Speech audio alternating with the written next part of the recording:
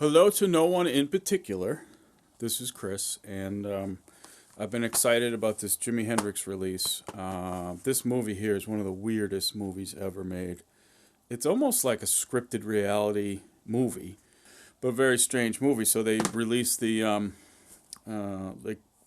footage, cleaned it up, and everything. So let's take a look at that. I've been waiting for this. They pre-ordered it. And it took so long to get there.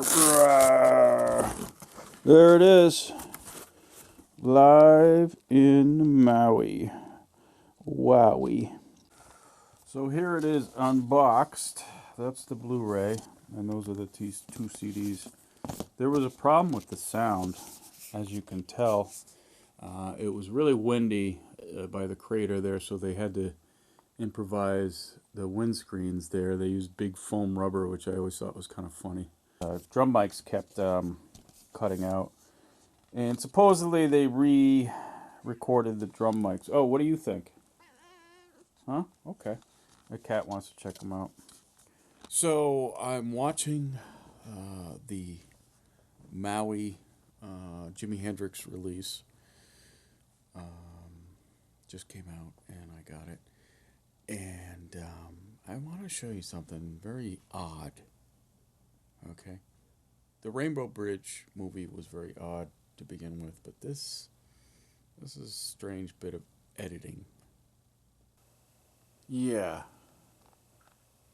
So instead of like cutting away to a still photo or maybe a section from the movie or something like that, it just says all cameras stopped. Okay, that happens. Is it trying to be mysterious or something? I don't know. But it's kind of dumb. I don't know. I just don't get it.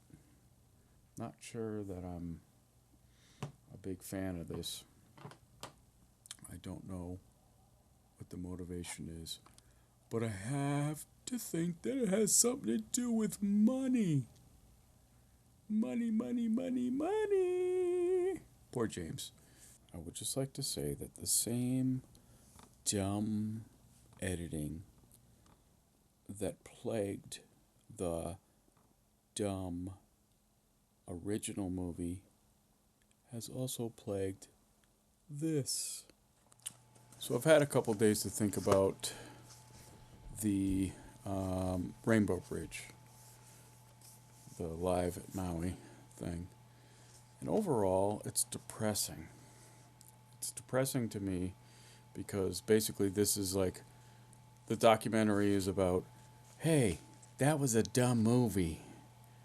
And I was led to believe there was going to be some insights and things like that. There are some portions where they have some footage, like Newport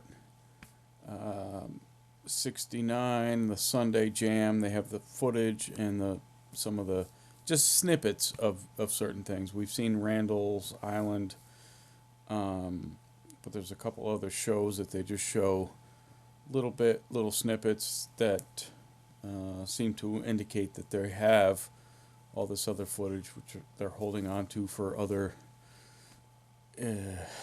things. But it's kind of depressing.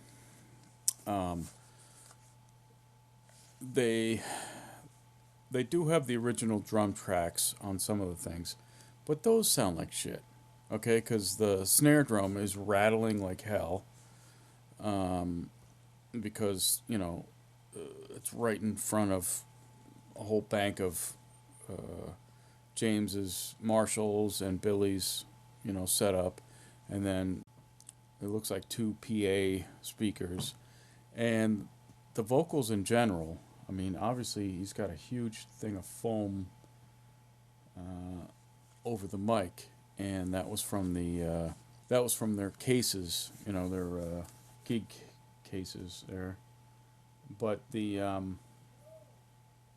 overall disappointment is because one of the other things is that they destroyed the negatives. They destroyed most of the copies of this. I think only one or two copies of this movie exist because it was such a failure. So there was nothing really new. You know, there was no behind the scenes footage. There was no discussions about Pat Hartley, really, and she was like kind of the feature person in the movie to begin with, and really they didn't even talk about her, and she was kind of part of the Warhol crew. I don't know why they just kind of glossed over her. Maybe I'll have to look into her life and see maybe if there's a problem. But she was in the Jimi Hendrix 1973 movie discussing things, and she's quite a character, or she was quite a character. I don't know if she's still around. We'll never know because they didn't mention it on here. Sound quality of the drums that were originally recorded are terrible. Okay, the bass drum is like I can't even describe the sound of the bass drums on the original recording because it's so terrible. It's not even real. And then the difference between what Mitch did in '71 as opposed to the original tracks are pretty. There's a very stark contrast between those two, and the fact that he tried to kind of do, you know, he tried to like recreate what he did, but there's points where it's just awful, you know. The bass sounds good. Okay. Overall, very disappointed. Very disappointed.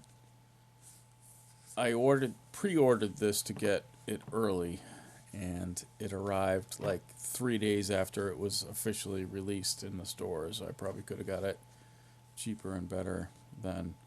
But this is just another money grab. A lot of people online are saying, hey, this is a money grab. What's going on with this whole thing? It seems like the stepfamily in charge of the estate is kind of fucking up. I don't know. And Mr. McDermott and Eddie Kramer and everybody else is just kind of going along with it. But Mike Jeffries, or is it Mike Jeffrey? I don't know. Do you? Mike Jeffrey, a.k.a. English Secret Service. Let's talk to Trixie and find out what she says. She said the same thing in the last thing.